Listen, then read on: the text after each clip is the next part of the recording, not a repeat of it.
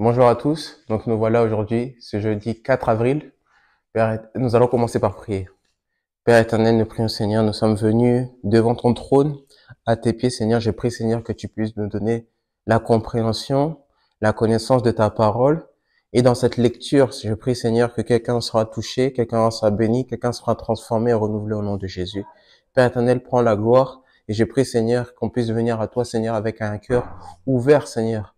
Je prie Seigneur, ce corps Seigneur soit disposé Seigneur à entendre ce que tu vas nous dire au nom de Jésus. Donc nous voilà aujourd'hui pour le thème de qu'est-ce qu'est l'onction. Donc nous versons de mémoire 2 Corinthiens 1:21. 2 Corinthiens 1:21. Et celui qui nous a fermis avec nous en Christ et qui nous a oint, c'est Dieu. C'est Dieu qui oint un homme. On peut vous mettre l'onction, mais la vraie source, parce que Dieu nous utilise comme des ressources, il nous utilise comme des vases. Et quand vous voyez un pasteur mettre l'huile d'onction, c'est parce que c'est Dieu qui a permis cela.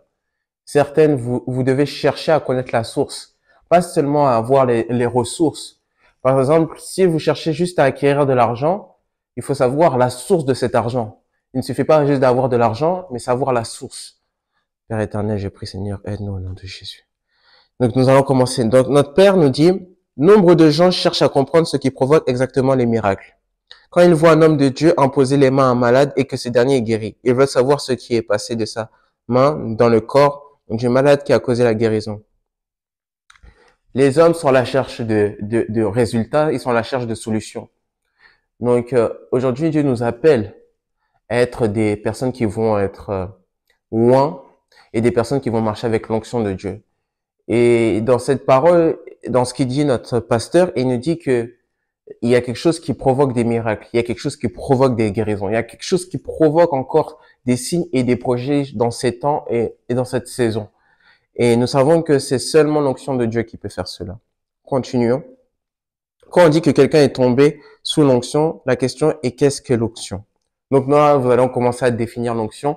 Notre pasteur nous dira l'onction peut être décrite comme l'électricité céleste générée par le Saint-Esprit. En d'autres termes, tout comme nous avons l'électricité sur la terre qui alimente la plupart de nos appareils, l'onction est l'électricité du ciel. Donc par exemple, là, mon téléphone, si je veux, par exemple, je branche à son chargeur, faut que, pas seulement qu'il soit branché à la prise, mais il faut que la prise soit alimentée. Donc même si le téléphone est branché, et nous pensons que c'est parce que il est connecté à la prise, ça le fait charger. Alors que non, il faut l'électricité qui permet avoir ce chargeur avoir ce courant et qui permet au téléphone de charger. Donc, qu'est-ce que je suis en train de dire? C'est que Dieu, il nous dit que il ne faut pas seulement d'être des chrétiens, il ne faut pas seulement faire des choses par envie, mais il nous appelle à avoir cet esprit qui est l'électricité spirituelle, celui qui nous génère une puissance, qui nous génère quelque chose qui est au-delà de notre propre intellect, notre propre raisonnement. C'est le Saint-Esprit qui fait cela. Et notre Père nous dira, quand vous voyez un homme loin, cet homme s'est connecté au générateur de l'onction dans le ciel, qui est le Saint-Esprit, et il a maintenant l'électricité céleste qui coule en lui. Acte 1:8 dit que vous recevrez la puissance lorsque l'Esprit vient sur vous. Il n'y a que l'Esprit de Dieu qui peut vous donner cette certaine puissance.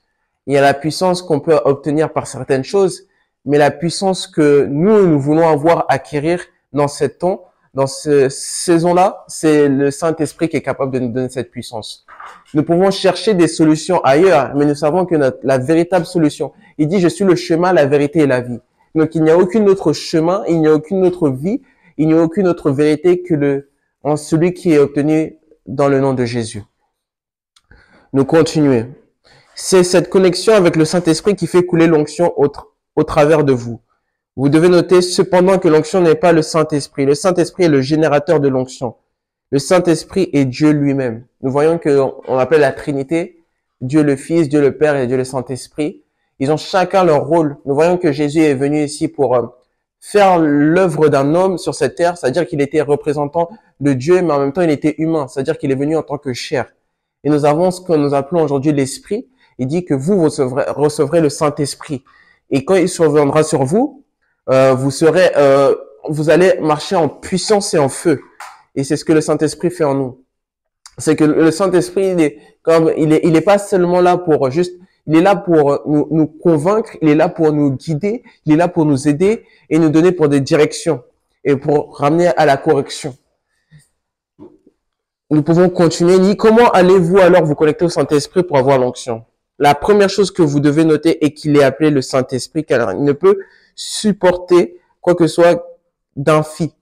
En gros, il dit que le Saint-Esprit n'est pas là pour avoir les choses dont...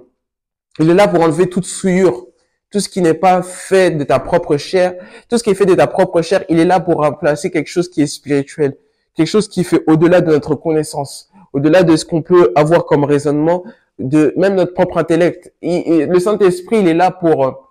Parce que, comme on dit, le Saint-Esprit, il est saint. Cet esprit-là, il peut pas être corrompu par quelque chose. Il n'est pas mis à la souillure et il demeure pas dans le péché.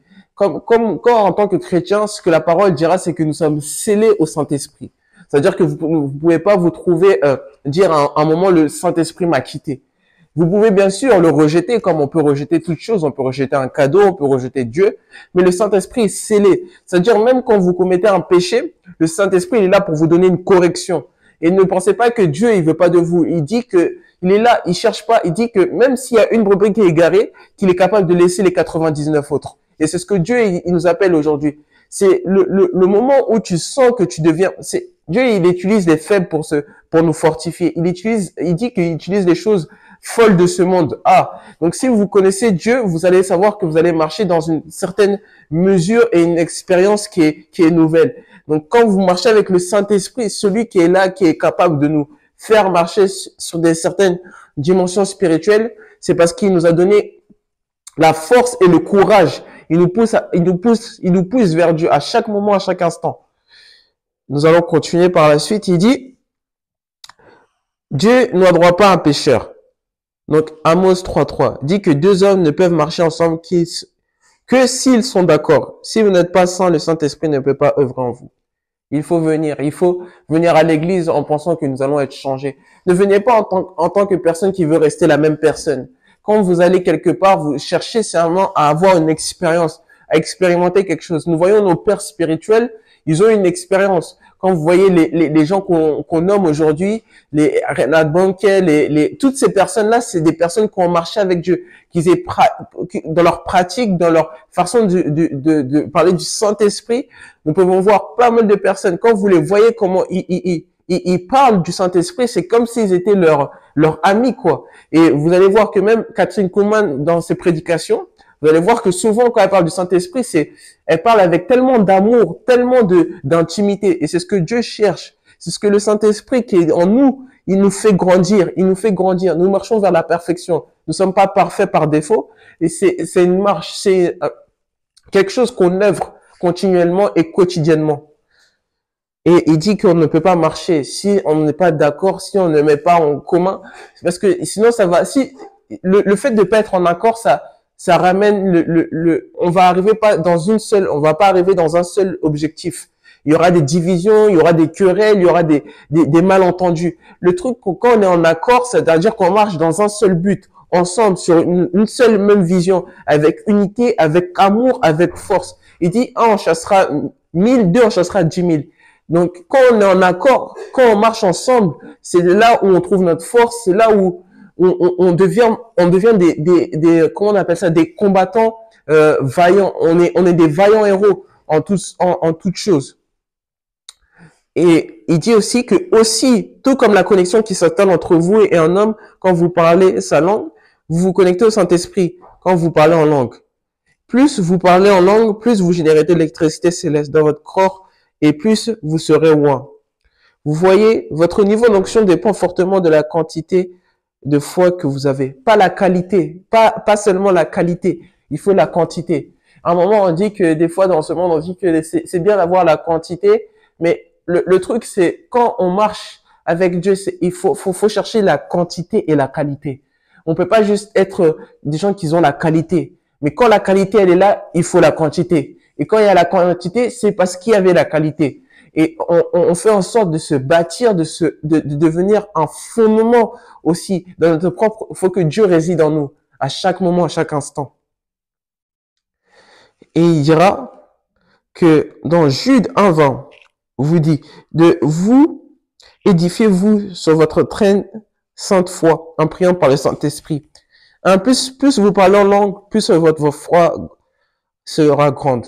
Notre foi grandit au fur de notre expérience, au fur de notre marche avec Dieu dans toutes sortes de choses. On marche et on arrive à une expérience avec Dieu. Et c'est ce qu'il nous appelle à faire. Vous devez également noter qu'il y a certains niveaux d'onction que vous ne pouvez pas atteindre si vous n'ajoutez pas le jeûne régulier à votre prière régulière. Matthieu 17, 21. Et il dit que, il y a certaines personnes qui sont venues, ils disaient que ils étaient étonnés que Dieu a pu chasser cette personne, chasser le démon de cette personne. C'est parce que la parole dira qu'il y a seulement des choses qui peuvent être faites par la prière et le jeûne.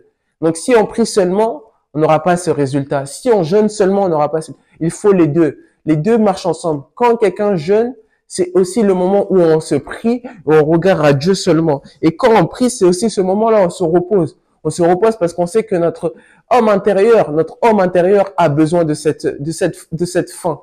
Et je prie, Seigneur, que tu puisses accorder cette sagesse et cette onction à quelqu'un. L'onction pour guérir, l'onction pour délivrer ceux qui sont oppressés, l'onction pour proclamer la vérité à tout moment, à tout instant et en toutes circonstances. Et je prie que, comme tu as entendu cette lecture des imprisons, je prie que tu puisses avoir cette onction qui fera la différence dans ta famille, cette onction qui fera la différence dans ton église, cette onction qui fera la différence tout autour de toi. Et je prie que ce soit accordé au nom de Jésus. Je prie que vous continuez à passer une agréable journée dans la présence de Dieu et en toutes choses. Passez une bonne semaine.